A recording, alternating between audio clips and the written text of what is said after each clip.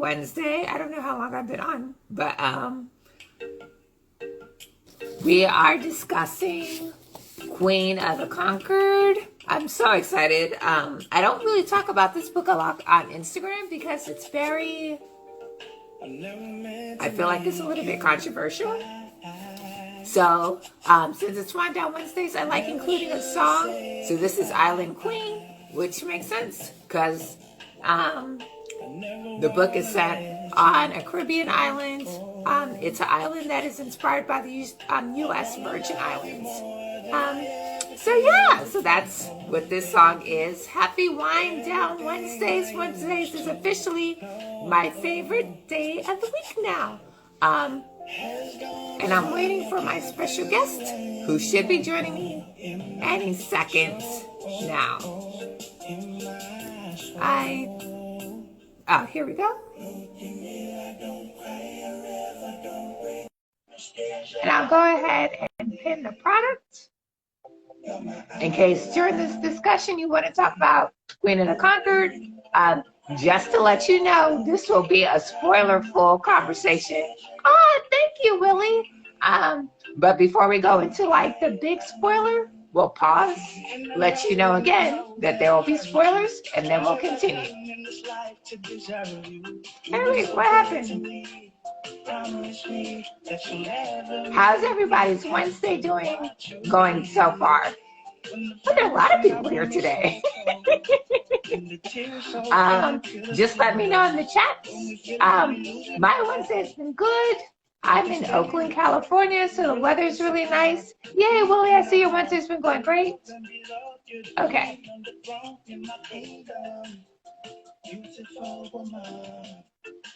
Hey, Ahmed, how are you? I love you from the core of my soul. Girl, you know, oh, that is okay.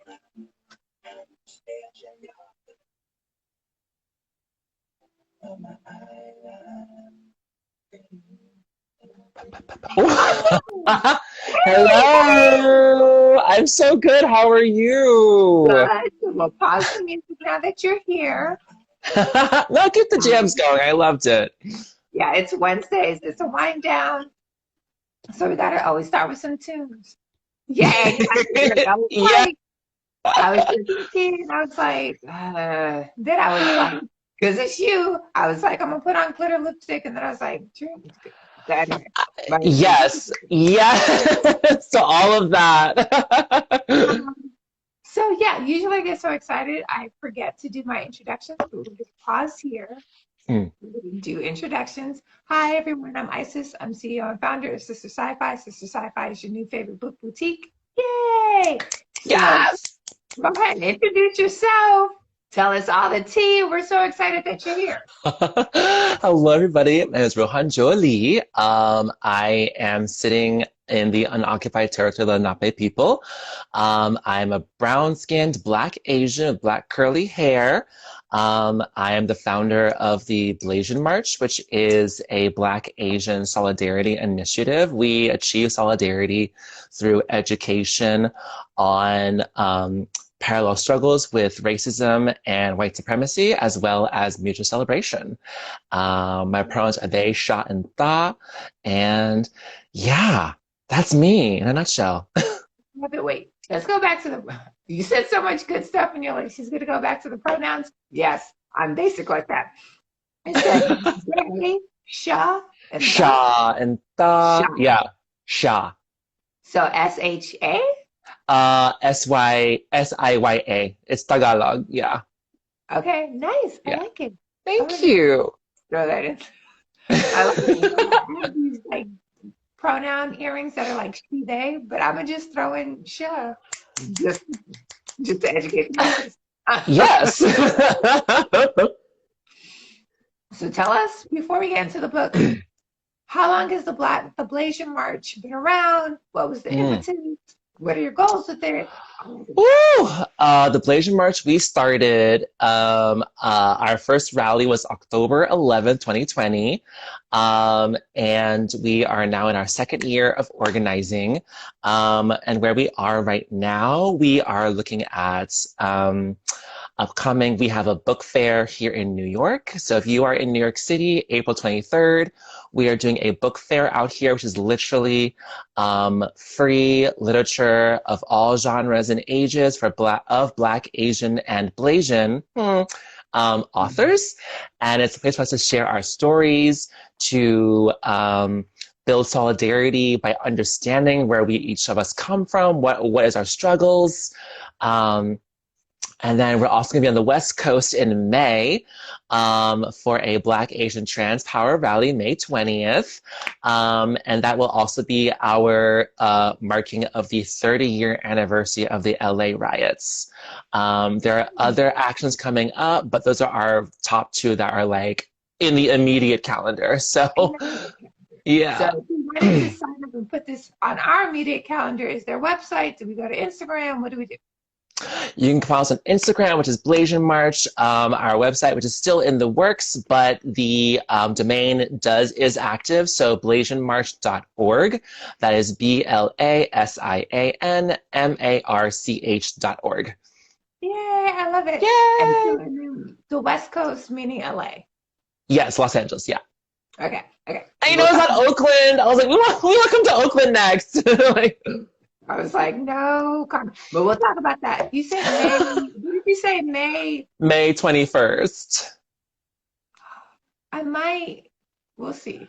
I mean, like, if you're gonna, I feel like, I was planning to be in LA like the last week of May, but it wasn't for any particular reason. So maybe it should be the week of May 21st. So, which is the second to last week of May. So. Yeah, and the person I'm going with actually wanted to go the second to last week of May, and I was like, I don't know. That's so anyway, I'll message you about that. Awesome. Okay. Also, I am loving the glitter lipstick. It is like my life. Like, I bought this probably in 2020 or 2021. It was the Instagram vibe. Instagram sometimes gets me sometimes. And I had not worn it, but I was like, I'm gonna be on Instagram Live with Rohan. I need to like do something extra. So this is. And like, honest to the goddess, you deserve it. Like, let's be real, you deserve it. Thank you. I love it. Okay. So, anything. Also, let me check the comments because usually there's a lot going on in the comments. Okay, we are on the comment side page. Yeah, it's taking me 3 seconds.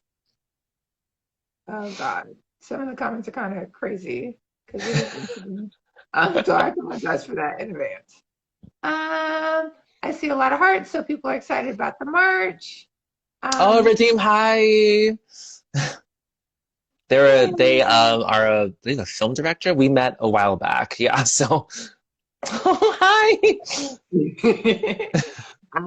Awesome. So if you have any questions about these upcoming Blasian marches and events, you know where to get more information. Hopefully I'll be at the one in May. Sounds amazing. In LA. Okay. Okay. Queen of the Conquered. Yay! Yes! Oh my God, okay. I got it. I have a physical book. I bought this book, like, it was like, I was at an event and I was like, oh, you had me at this graphic. I don't know what this book is about, but I'm here for it. So let's start with the basics. What did you think with the other cover? You know what? The cover to me is just, I love that it's so minimalist, but so gorgeous.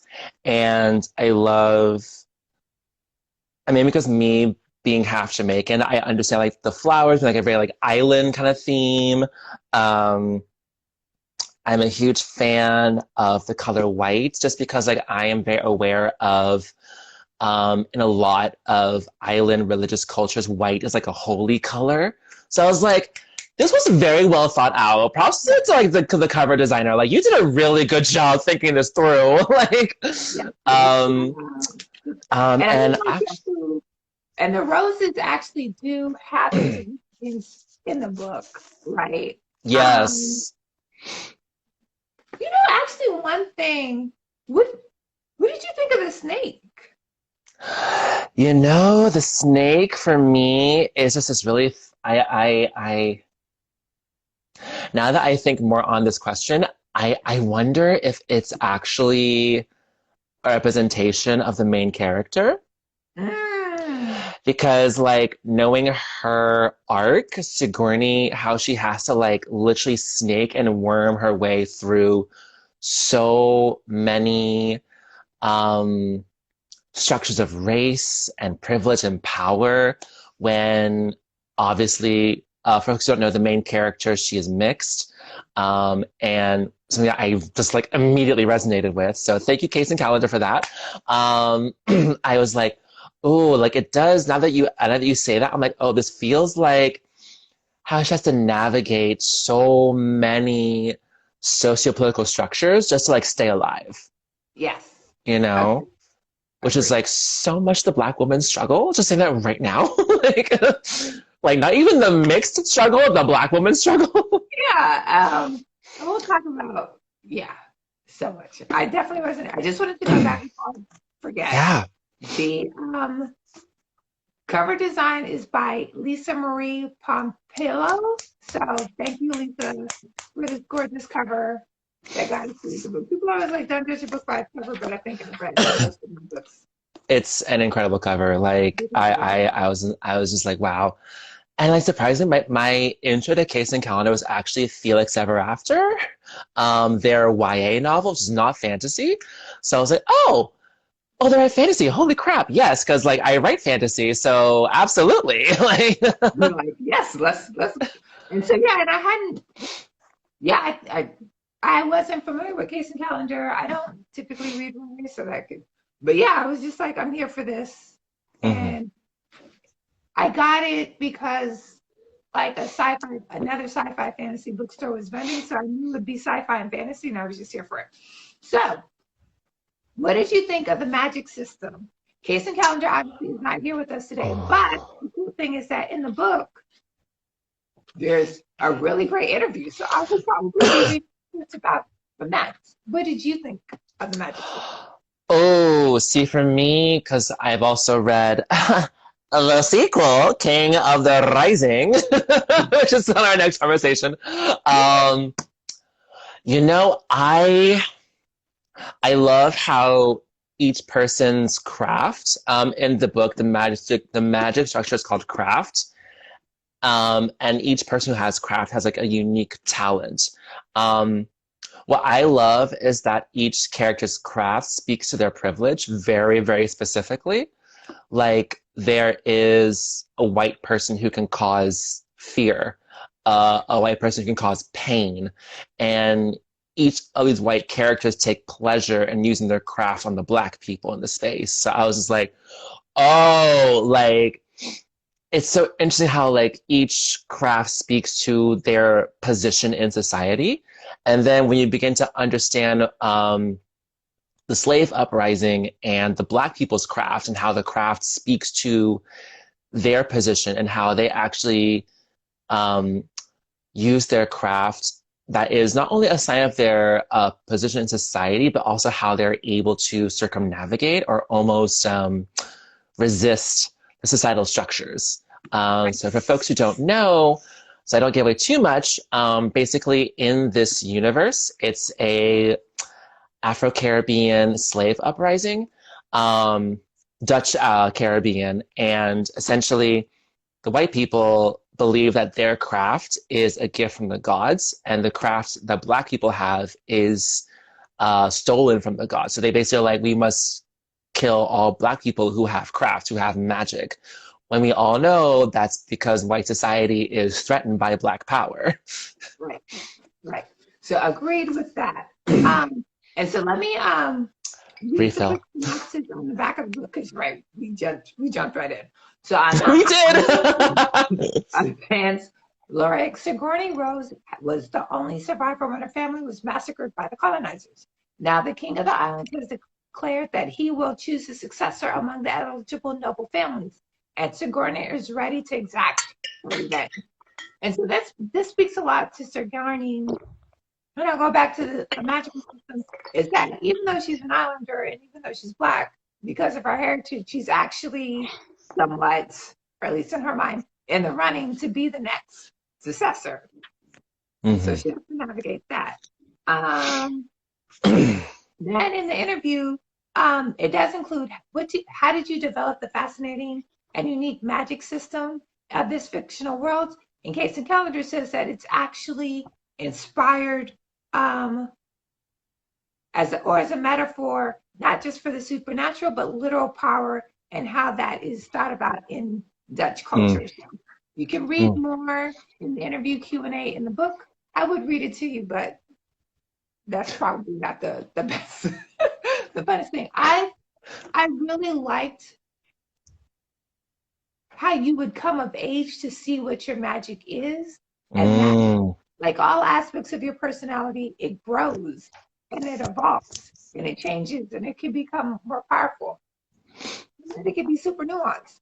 And then tapping into your power does, like, your power is a reflection of your role in society, and then also your power also impacts how you're deemed in society. So you had the man who Sigourney would end up marrying, and his power was to be able to sense the power of others, which was deemed like not the strongest power.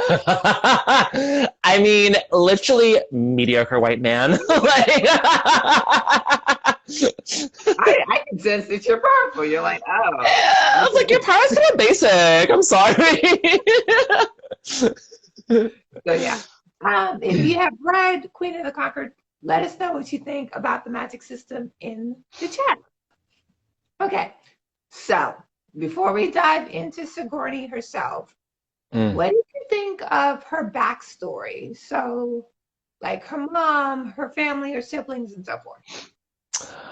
Oh, that is such a hard question because, like, it's so rooted in, like, Sigourney's trauma and her development. And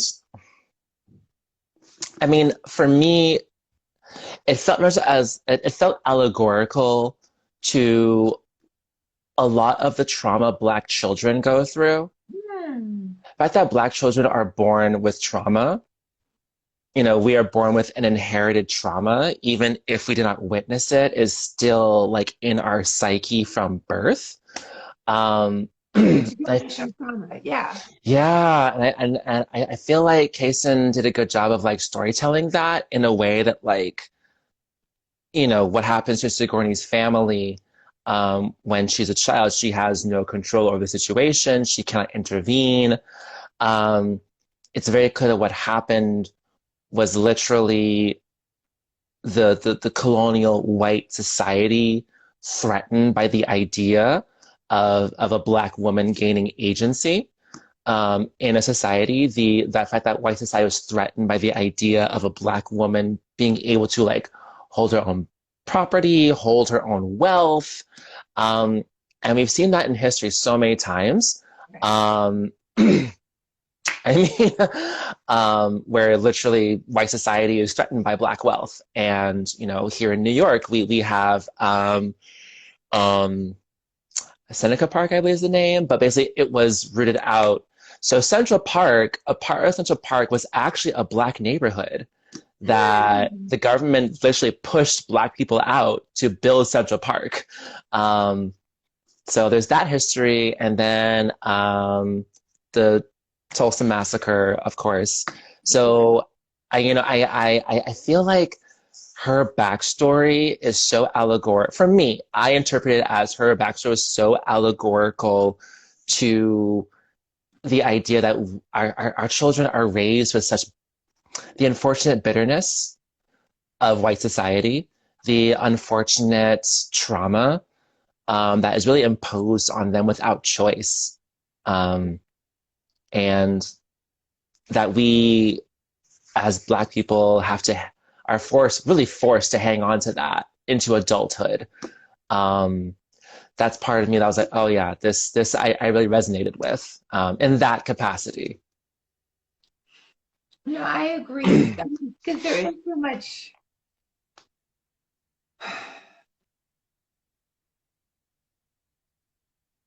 There's so much of Sigourney's personal trauma that she's dealing with, right? Yeah. And then also, like, so systematic, right?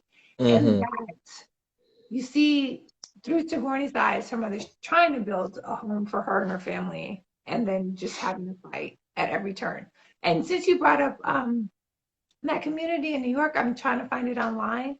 And the last time I was in Brooklyn, there was a museum site for a city for freed Black people that was established, but I can't. I was like, what is the name? I feel like it starts with the W. Do you know what I'm talking about? I think that's right. I messed with the wrong name. I'll have to look it up later. I probably said the wrong name, but I know for sure there was a Black community that was uprooted to build Central Park. Yeah, no. You probably said Yeah. the right name, but I'm like, there's a museum for this. I think, Oh. yeah, there's a museum for this right now in Brooklyn.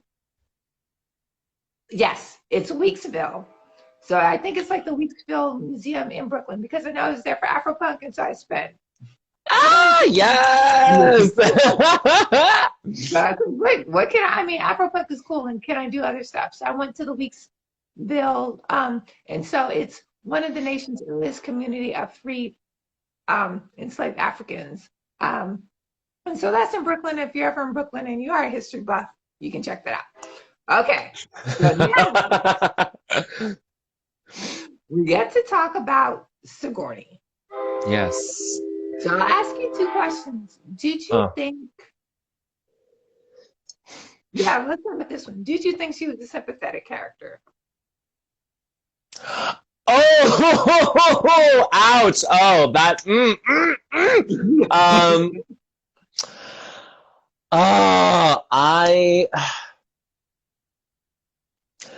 I'm gonna say yes and no. Okay. I feel yes, she is sympathetic because of her craft, which allows her to understand people's experiences and traumas very, very intimately. So I think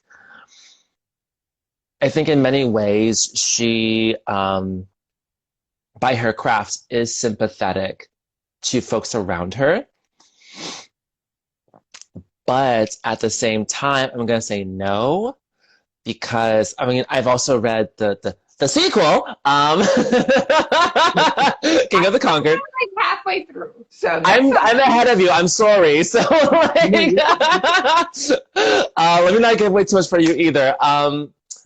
I think she is not sympathetic because she knows strategy. And she knows how to strategically disassociate when needed. I think that's also something you see in Queen of the Conquered, mostly because her being mixed, being in between margins and in between privileges, you definitely see how she has to invent her own survival skills in many, many ways. So I'm gonna say yes and no. I think it's a bit of both for her. She's very, ooh, Sigourney. I was like, honey, you need a therapist. Like that.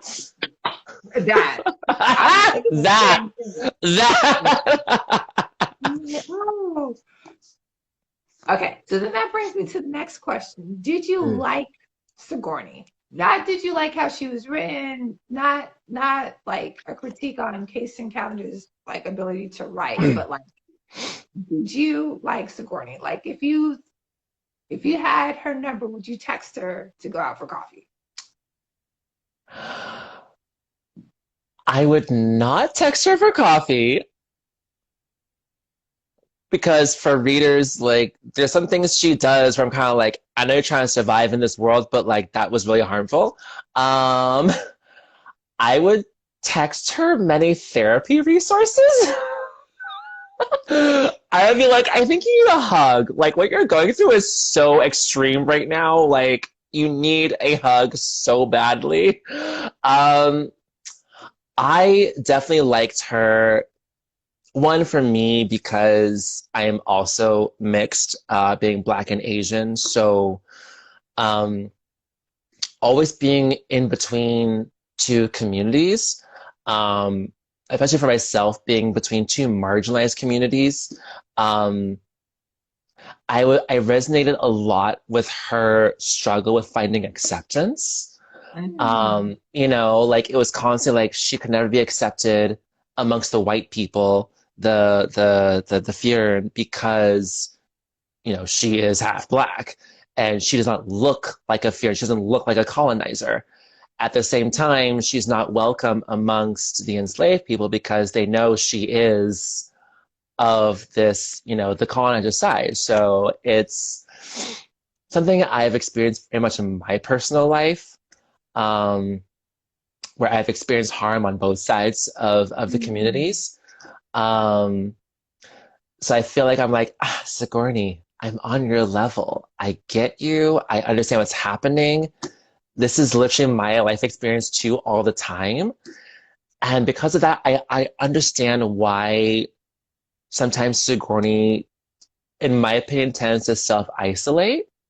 Because like there's no real support system for her. There's no real like, where are the mixed people? Like, is there a mixed healing community partner group to like talk to about our problems and feelings? Which becomes so much more complicated in the second book. That's the thing I feel about Sigourney. Like, I was like, I like Sigourney because of her potential to heal from her trauma and her potential to, you know, sort of like evolve beyond the violence that is imposed on her because of the way she is born, which you can't control. You know, like you can't control that you are mixed. I'm sorry. Like, no, you totally can't. But so yes, Sigourney's character, I didn't like her, right? So tell me more. Tell me more. I want to hear it. Tell me more. I'm not even going to like pretend. And I mean, like, I didn't like her because I'm trying to. Can I find this? So, but I mean, there are different. I related to Sigourney on different levels, right? So there is the Yeah. aspect that she's mixed, but then there's also like being a Black person trying to navigate majority white spaces, right? Right, exactly. And writers, Ruth, we're talking about Queen of the Conquered by Case and Calendar. It's book one of a 2-book series. So yeah, so and I felt like there were times when Sigourney represented like almost the worst aspects of internalized racism, right? Oh, absolutely. Absolutely. Yeah. And like, there were things that she did. It's like, I know you have to navigate and survive. And like, yes, like, you know, I feel like I've been in spaces where I did stuff that I wasn't wholly authentic to survive. Mm-hmm. I just kind of wondered what was Sigourney's like moral edge, right? And I hate using the word moral because it makes it seem like things are clearly right and wrong. But like when she's traveling to the island and she meets the slave with magic and how she reacts in that situation, I was like, it's hard to like empathize. Yes, that's I mean, agree. like maybe, but to like support her, right? So yeah, so that was really difficult, and knowing, but also like my rejection of Sigourney is also probably the rejection of the parts of myself that have like really believe in this internalized capitalism and internalized racism and like feels like I have to move authentically. So I also realize that that's a reflection of like what I think I'm going through, like trying to manage. Totally valid. Totally valid. Yeah. No, and no, go ahead.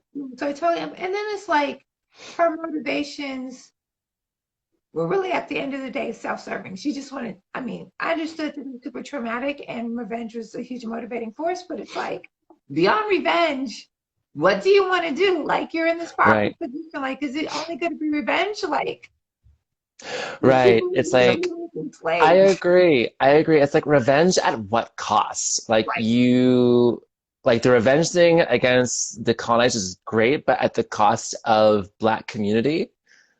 And I'm not gonna lie, that is a severe critique because like for me being an activist, to me, I was like, that is such a severe critique of um, a lot of activists I have come across, where everyone is just so lost in their rage and so lost in their trauma, so hell bent on getting theirs. That's like, but you're hurting everyone else in the process, And I feel like that's why I just want to send Sigourney therapists. Like, I was like, you gotta talk about this, honey. Like, you are struggling. There's definitely possibility for healing. And I think every time the story was like, oh, Sigourney's going to redeem herself, like I'm here. And then she does something. And she doesn't. I was believing in you. And you go, right. We were all rooting for you. Now I'm reading the second book and I'm like, I wanted to root for Sigourney. And since like in the first book, we're literally in her head. I was just like, I know you plotting and scheming. It gets more complicated. I'm just like, And also for the mix aspect, and I was trying to remember the character that becomes the central character in King of the Conquered. Loren, yeah. King of the Rising, yeah. King of the Rising. He was mixed race, and and suffered a lot of trauma, but didn't seem to follow down the same path, right? Yeah. So it's right. Like, see Sigourney go so far left, and then have Loden. You're like, yeah, I really hope his view of the world is possible. I know. So, how far are you into King of the Rising? Okay, we're gonna leave that alone. That's part two. All I can say is that we navigate our trauma based on our experiences. That I think is that Kaysen does so well in writing these two characters who are both mixed, but having very, very distinct perspectives and results. But yeah, focusing on Sigourney, not Loden, Sigourney. I was like, I'm gonna go back and forth. Yeah, I totally agree because I feel like, and that's where I feel like Count does a really, really good job of showing us like the danger of getting lost in your trauma and getting lost in the possibility of privilege, like I guess elevation, for lack of a better word, because Sigourney, because she is born not into slavery, but born into the colonial aristocracy, like she navigates her trauma in a way that is specific to hierarchy and power within hierarchy. That's like, oh, you could have turned back then. You could have fixed this. You could have been like, oh, true to your roots, but That's why I'm like, Sigourney, have you talked to somebody about your issues? Please talk to somebody. Yeah, in your life. Especially, okay, so let's go back to Sigourney's support system because why I'm happy. She had Marieka, right? Is that how you pronounce her name? Yes. And I'm just like, literally love Sigourney like a daughter. Literally. Risked her life for this child who's raised to a womanhood. Right. Yeah. I mean, granted, the relationship is somewhat uncomfortable. So what did you think of Martha? Let's start there. What did you think of Martha's character and how she was written? Oh, I resonated with her hopefulness. Like, again, I've read both books, so I feel like Marieka, she's always very hopeful and very attached. Like, she was very, to my memory, because I haven't read this one in a while, if I remember correctly, she was also very close to Sigourney's mother. Yeah. If I remember correctly. Right. So there is this almost like matrilineal passing on this hope for the future through this child who is the first Black person to be in the aristocracy that we know of. You know, she is the first real disruption of the oppression because she is born. And, you know, very oftentimes I tell people in the movement, you know, as people of color, as Black folks, as Asian folks, as mixed folks, our birth is an act of revolution. So, like, our existence is revolutionary because we have not been suppressed out of existence. So I feel like for me, I really latched onto her because she, for me, tended to have this, you know, I still have hope. She's going to do better. You know, maybe down the road, we're just going to just keep do our best to support her, and maybe she'll have a come to Jesus moment or comes to revolution moment. I don't know what you want to call it. And like that to me was like, oh, like I feel like Marieka, she tries so hard because she sees Sigourney's potential over and over and over again. That's why I'm much more like, oh, I really hope we can like learn more about Marieka in the next like book. So, which I won't speak on, but hey. They good. Keeping it to Queen of the Conquered. Yeah, I guess like that must have been so.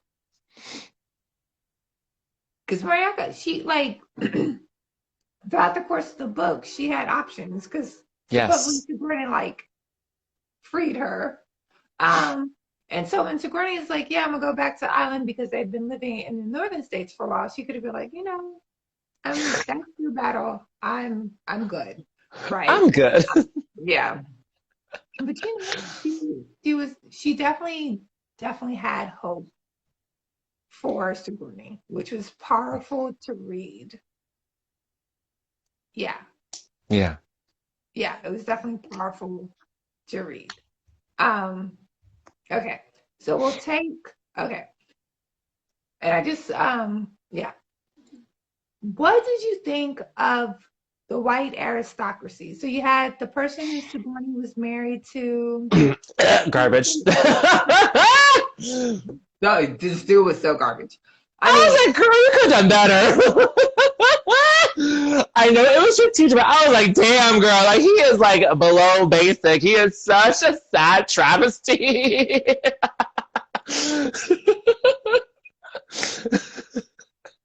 Yeah.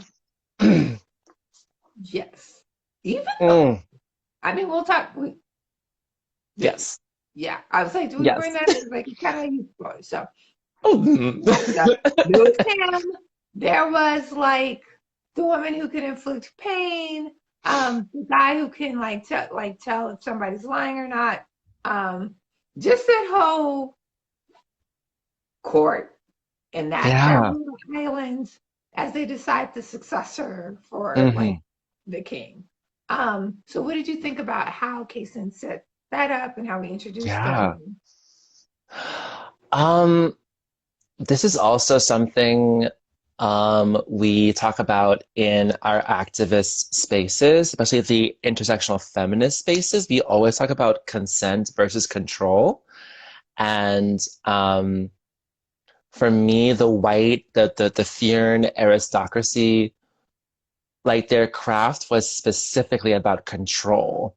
Like I said, like inflicting pain, inflicting fear, knowing if you're telling the truth or not, controlling the truth. So much of that was a construct for control. And for me, it was such a great allegory about how the colonial state, white supremacy, as some folks call it, specifically thrives on control of the people, control of how we perceive ourselves and our own power, perceive how we can and can't give ourselves permission to harness our power. And there's one like absolutely brilliant scene that I just adored. I'm sure you know what I'm talking about. But there's one scene where Kaysen Callender uses certain craft to construct the illusion of privilege. And I was just blown away by that because I was like, it was such a simple thing that they did. And I was like, wait, that's so brilliant. Like, privilege is illusion. Like, privilege is literally only there because we have assigned it privilege. We have assigned power because we've imagined it to have power. That's what I love about this book. Like, it was not just like ideas of control and conquest and that kind of like carnal violence, but also like it only holds power because we give it power. It only holds power because we who are oppressed have been taught to give it power, but also we continue to align with those miseducations that give it power. That's kind of how I viewed the white aristocracy in this book. And I was just like, yeah, I love how it's all such an illusion and how it is all so rooted in the idea that it is such a fragile concept because it is reliant on the oppressed identifying as oppressed, you know? Yeah. Agreed. I agree with all of that. For those of you who just joined, we're discussing Queen of the Conquered by Case and Calendar. It's amazing. Please buy it on Sistah Sci-Fi. Buy it at Sistah Sci-Fi. So now I want to give the warning. There's a spoiler that I want to discuss because it was on my heart and I need Let's to do it. discuss it. Let's So do if it. you have not read the book and you do not want to hear spoilers, please save this discussion and come back to it later on because we're going to go deep into the spoilers. Super deep. Don't be mad. It could be a full conversation for the next 15 minutes. Don't be mad. Okay, you've been warned. Fully warned. Fully warned. Giving you like 10 seconds to switch off or do whatever you need to do and bookmark this and come back to it when you want. And in those 10 seconds, I will refill my wine glass. Sounds perfect. I am also celebrating many personal achievements, so I am just pouring it up. What are we celebrating? How do you like to celebrate? Oh man, so let's see. I just booked 2 essay writing gigs for some online zines, so I'm very excited. Okay. The book fair that I mentioned earlier, we just picked up a major sponsorship from a major publishing house. Yeah, Okay. I can't say names yet because I don't have permission to say names yet, but like it's a big name. So I was like, yes. I also just learned that I got into a conference in Seattle to discuss Black Asian solidarity. So yeah, so I'm just like, you know what? I deserve the nice bottle. Like, You definitely do. Yeah. Yeah, we have so much to talk about. My gay husband's in Seattle.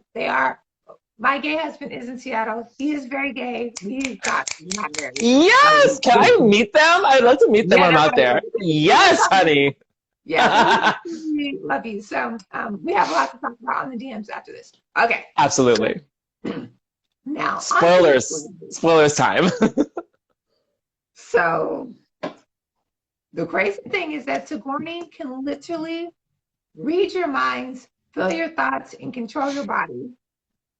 And then we realize that the enslaved, like her personal assistants, Lauren, everybody is planning this whole uprising without her knowledge. Like all this stuff has been going on. She's been trying to figure out who's doing it. And turns out it's all these people. And she had no idea. And I was like, whoa! You were like, bitch, you weren't paying attention.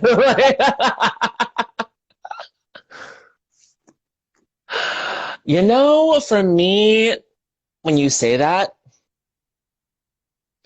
it really shows a flaw in her character, which I personally love this idea, and I think that I see very often in activist spaces is that we are so focused on hierarchy and power.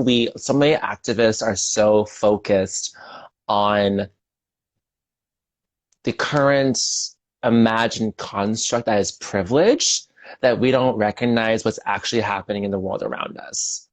You know, like she is so focused on the whiteness and playing the white game and playing the colonial game. And she doesn't even realize that around her, she is literally in the thick of a very giant uprising without even noticing, because she's so hyper-focused on the whiteness and so hyper-focused on engaging with whiteness, understanding whiteness. And I'm like, girl, like, do we have to? Like, And it's so true. And like the signs, she mentioned the signs. Like she went into the palace. She's like, I don't think the king is live. Like I don't know if he's real. Like this whole situation doesn't feel real. There must be somebody with powerful craft holding this illusion, right? right. All these things, like even with the head of the guard.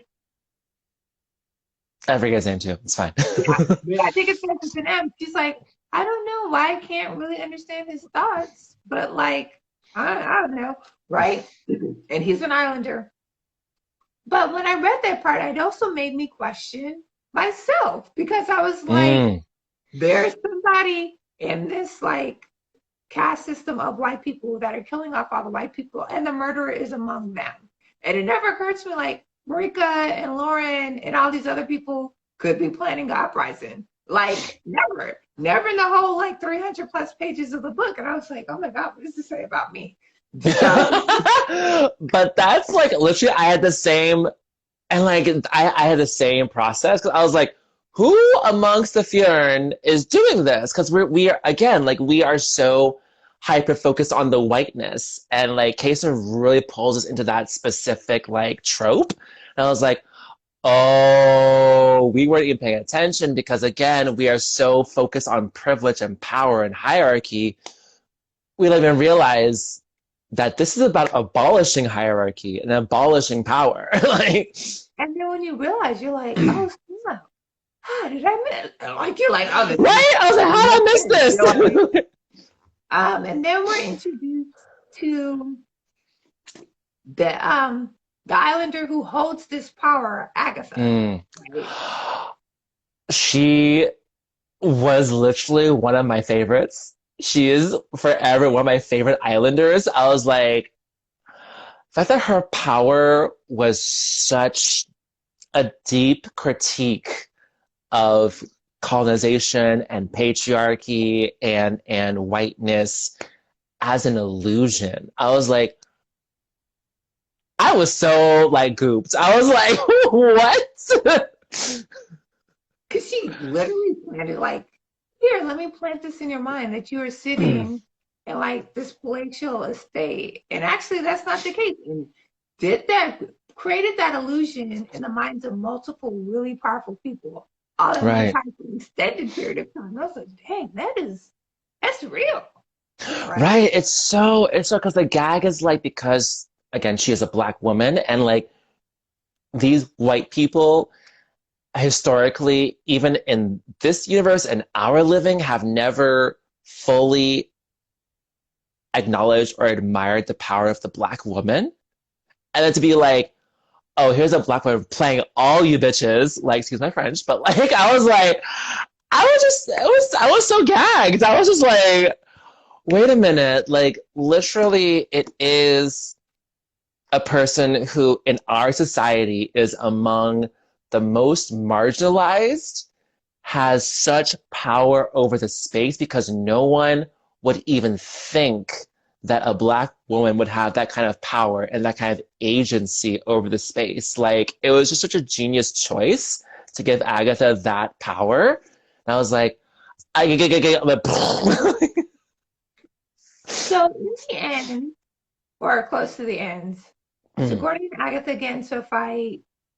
Agatha is like, I've been waiting, I've been getting for you since the moment you got on the island, which is fair. Very fair. Which is fair. That's fair. After all that you've done to our people, it's yes. It's kind of, yeah. And so they end up going off a cliff, and then Sigourney lives. How did you feel in that moment? I had so many mixed emotions, because to me, I mean, one, I'm going to note also because, once we read book two, we can readdress this.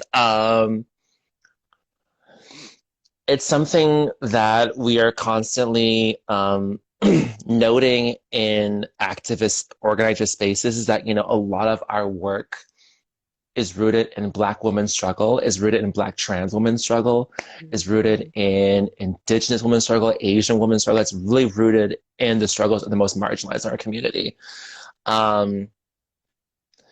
To lose Agatha, who literally is such a foundation to the uprising, the idea that a Black woman is a foundation to the uprising, which is, like, interestingly enough, such a parallel to our current political movements. Like, Black Lives Matter was founded by 3 Black women. As much as folks would love to erase that fact, yeah, 2 of whom are queer. So to lose the foundation of the uprising is such a blow in many ways. It was very painful to me. And for me, it was also quite the allegory for how, even amongst Black folk, we still struggle and combat each other for privilege. I mean, I'm even gonna go back to Black Lives Matter, how even though it was founded by Black women, because of privilege, because of hierarchy, it has unfortunately metamorphosed and been perverted, in my opinion, by white media to say that Black Lives Matter only pertains to straight Black men. I remember very early on when it started, I was still living in Chicago, and there was a rally. I was not physically there, but several Black women told me later that many Black women tried to take the mic, tried to speak, and Black men physically shut them down. And was physically violent in that space. And so when I was reading this and seeing the conflict between Agatha and Sigourney, it just reminded me how, even amongst our people, we need to let go of power to really abolish colonization. We need to step away from ideas of hierarchy to abolish colonization, which is very hard because, as you see with Sigourney, how she is so traumatized, she doesn't see that her power is actually her undoing. It's also part of her isolation, but that's all she knows. And unfortunately for a lot of our communities, all we know is hierarchy and power. That's kind of why when that scene happened, I was just so heartbroken. Because I was like, this fight did not need to happen. Right. It did not need to happen because you both have incredible craft, incredible skill sets. Agatha, you master illusion. Sigourney, you literally master mind control. Like, your powers are literally 2 sides of the same coin, and yet for power and privilege, we're having this fight. Right. So I was very heartbroken in that moment because I was like, I see this in real life all the time. Like, it really didn't need to happen. So for those of you who just joined, we're discussing Queen of the Conquered case and calendar. Okay. So I know you know what happens in book 2. But I can't say anymore. What you're feeling at the end of book 1, should Sigourney have survived the uprising? I can't answer that question. Oh my God. At the end of book 1, my feelings, which I distinctly remember, I am all about the preservation of Black life. So I am all about the redemption of the harm we have caused each other, even if sometimes it is not my lane. As I believe Alicia Garza, a BLM co-founder, says, like, we all have separate lanes. It's not my lane to help you onto your road to healing accountability because, Sigourney, you done some shit, honey. Like, but I think her living or dying, who knows, because it's a very ambiguous ending. Um, I think it does leave possibility for her redemption. I think it does leave possibility for her to come around and understand, because now we're at the point where the colonizers have lost control of the island. They've lost control. The illusion of privilege has become very profoundly known. So for me, it's like, oh, this is a possibility. Right. Because for me on the ground as an actress, we are always I'm always trying to center possibility and opportunity or something better, something newer. Right. Yeah, that's the kind of where I was. How did you feel about her ending, the ending of this book? Like when I ended the book, I don't think I questioned whether or not Sigourney would survive. I guess we had spent so much time in her brain. Now that I'm in book two, You were like, goodbye. right. But when we started book two, now that we started book two, I'm like, oh, they really want this chick dead, right? So I'm worried for her. I'm a little bit worried for her. Even Marika at times is like, I guess maybe we should, I don't know, maybe. So yeah, it's, you know, in book one, we hear Sigourney's thoughts saying like the Islanders don't like me. But in book two, we actually like hear the Islanders say like we really can't stand her. So, but I'm hoping for redemption. Yeah. I'm hoping for redemption that is not contingent on her falling in love with Lauren.